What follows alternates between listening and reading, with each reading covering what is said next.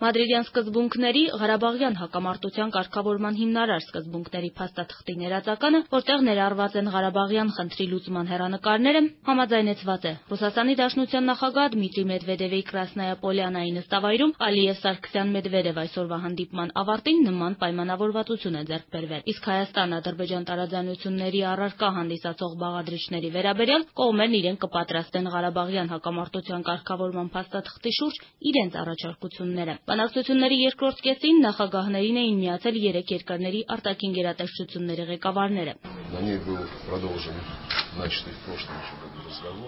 Այդ փաստաթղթի նախաբանի վերաբերյալ միասնական ընկալում կա։ Քննարկվել են այն կոնկրետ առաջարկները, որ ներկայացրել էին Մինսկի խմբի համանախագահները։ Բոլոր կողմերն էլ օգտակար են համարել այդ փաստաթղթի գոյությունը, որովհետև այն հնարավորություն է տալիս խոսակցությունը վարել ոչ թե վերացականորեն, այլ շաղկապելով կոնկրետ ձևակերպումների հետ։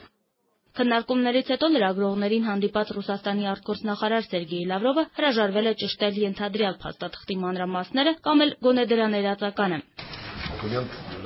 Դա կողմերի բանակցությունների առարկան է։ Այսօրվա գլխավոր արդյունքն այն է, որ պայմանավորվածություն ձեռք բերվեց փաստաթղթի առանձին հատվածների վերաբերյալ, որոնք դեռևս կողմերի համաձայնության առարկա չեն դարձել։ Կողմերն իրենք կներկայացնեն սեփական գաղափարները, կոնկրետ ձևակերպումները, որոնք կներառվեն այդ տեքստի մեջ։